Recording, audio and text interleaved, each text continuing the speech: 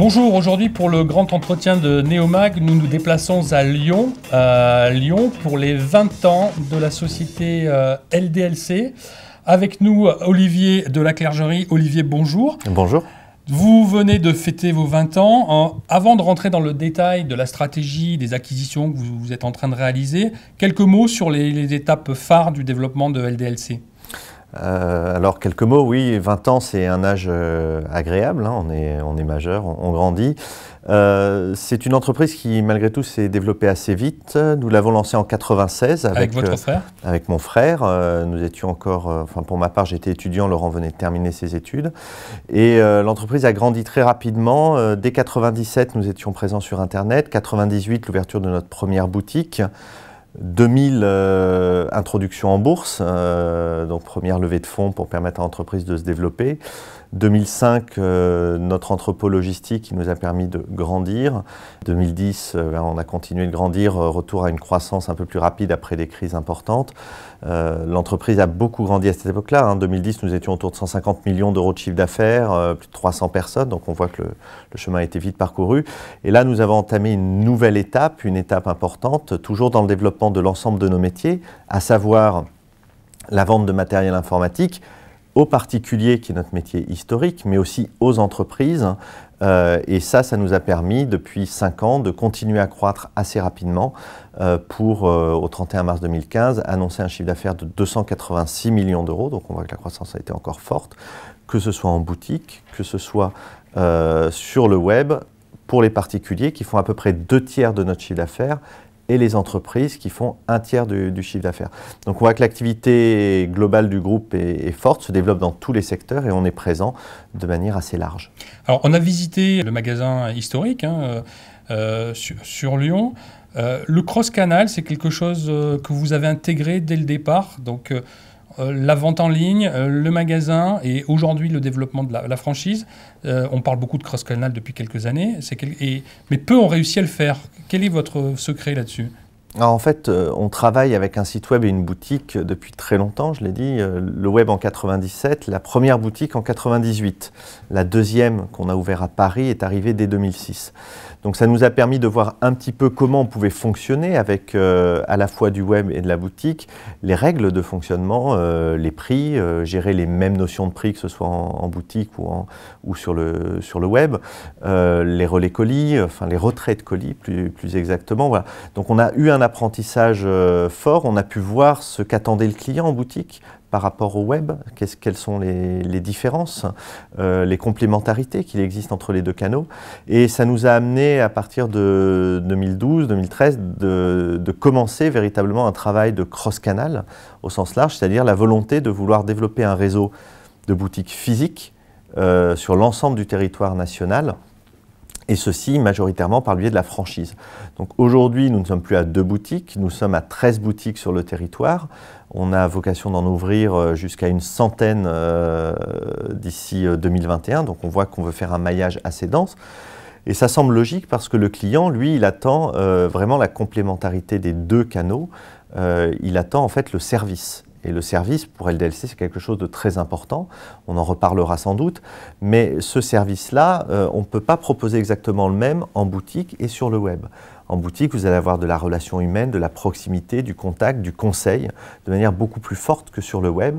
Où sur le web, les gens vont plutôt utiliser les heures d'ouverture extrêmement larges, la richesse du catalogue. Voilà, on va avoir des atouts et entre guillemets des faiblesses, mais en tout cas des points forts dans chacun des domaines qui vont être très complémentaires et permettre à l'entreprise de se développer. Donc nous croyons beaucoup au cross-canal, nous croyons beaucoup à l'omnicanal et surtout nous croyons beaucoup aux consommateurs, aux clients qui dirigent l'enseigne en fait dans ses souhaits et l'enseigne est à l'écoute des souhaits du consommateur et doit s'adapter. Le marché de l'informatique n'est pas forcément à la fête. On voit que structurellement, c'est un marché qui diminue. Il y a eu des études qui sont sorties dernièrement sur les ventes mondiales de PC en baisse. Vous développez une franchise. Qu'est-ce qui peut attirer des investisseurs ou des franchisés vers votre métier ? Alors bien évidemment, ça représente, même si c'est en difficulté, enfin, je veux dire, il y a quand même des masses importantes. Quels sont les intérêts et les secrets de la réussite?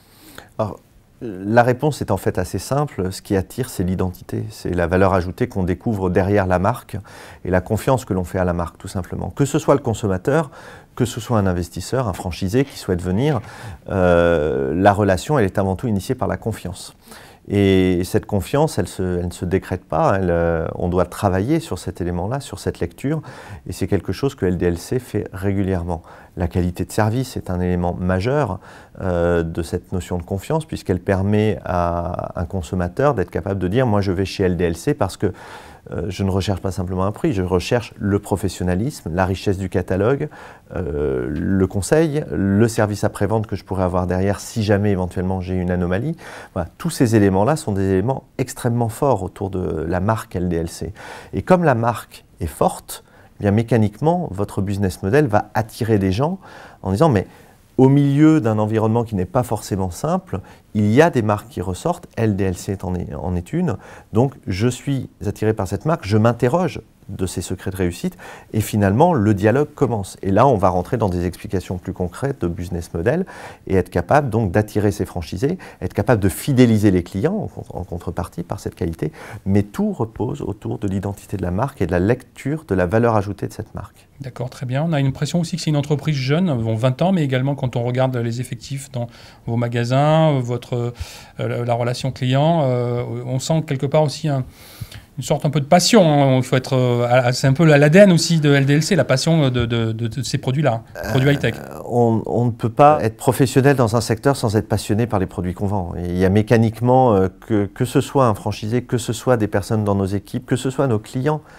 il y a une vraie passion, une vraie appétence sur les produits technologiques. Donc oui, mais ça fait partie de l'identité. Et je reviens sur cette fameuse identité. Entreprise donc solide, un peu discrète quand même, parce que vous avez 20 ans, mais vous avez encore du potentiel de développement en termes de notoriété, j'imagine. Parce que vous êtes parti sur ce noyau un peu de geek, de gamer. Aujourd'hui, on sent que vous vous élargissez sur une volonté d'élargissement sur l'ensemble de la population, sur l'ensemble du territoire.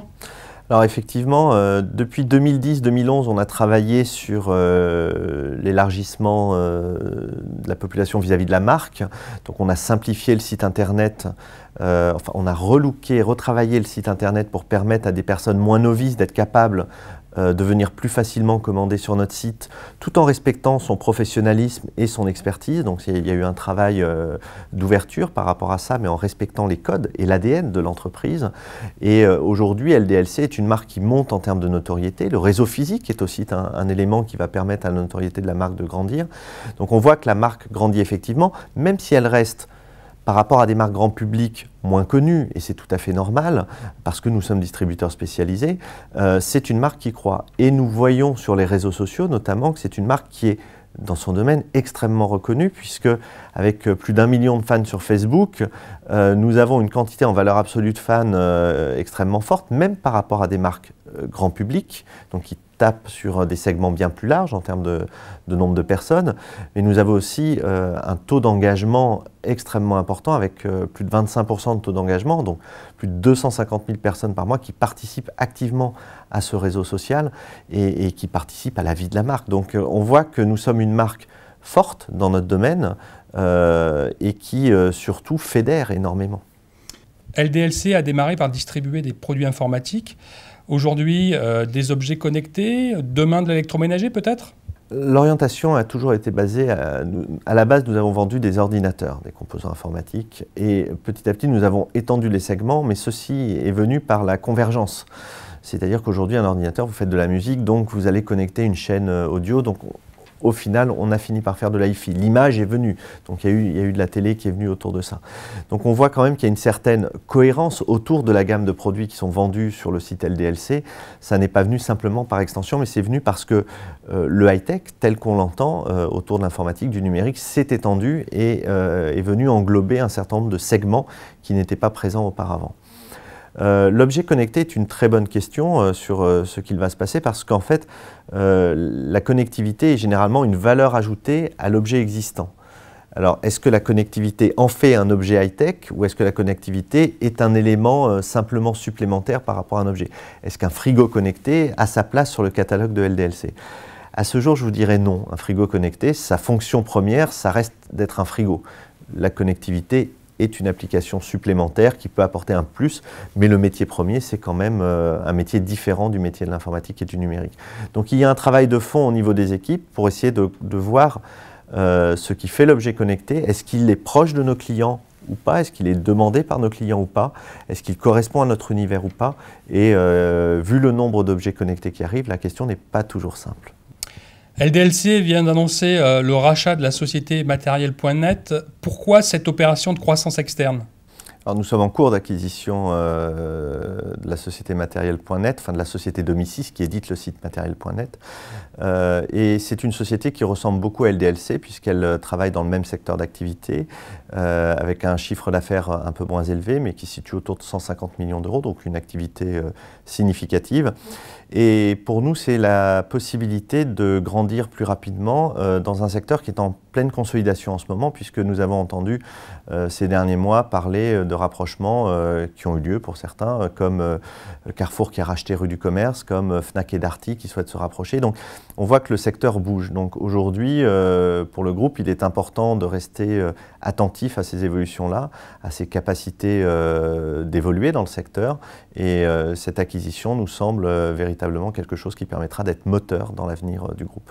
Le développement européen, c'est quelque chose auquel vous pouvez penser également? Alors là, on travaille effectivement sur le territoire français, principalement francophone, un peu la Belgique, la Suisse. Au-delà, il y a l'Europe. Et bien évidemment, l'Europe, on regarde, mais ça n'est pas d'actualité à ce jour. Pour autant, une fois l'acquisition réalisée et quelques années passées, rien n'est inenvisageable. L'emploi, la formation, on en parle beaucoup actuellement dans les médias. Chez LDLC, vous avez créé votre propre école de formation. Quand on est une entreprise jeune qui a envie de faire bouger les choses, bouger les lignes, on ne reste pas inactif. Et nous avons la chance que l'entreprise fonctionne bien, ce qui nous permet de porter un certain nombre de projets. Et notamment, nous avons porté le projet de l'école LDLC. L'école LDLC qui n'est pas une école pour la formation chez LDLC, mais bien qui est une école au sens large, donc qui va former des personnes qui ont le bac, tout type de bac, une école en 3 ans et qui va les former à aller sur le marché de l'emploi, quelle que soit l'entreprise vers laquelle ils veulent travailler, voire même s'ils veulent créer leur propre entreprise. Donc c'est une école qui forme des porteurs de projets du numérique, entrepreneurs ou intrapreneurs, en fonction qu'ils souhaiteront créer leur entreprise ou se mettre au service d'une entreprise. Mais c'est notre volonté à nous de participer à l'écosystème économique, de montrer que l'entreprise n'est pas simplement pour nous quelque chose de purement commercial, mais que cela s'intègre dans la vie économique du pays, que nous apportons notre brique à l'édifice du numérique, l'édifice économique, et que nous espérons que ceci permettra de faire la différence aussi. Olivier Laclargerie, merci beaucoup. Merci.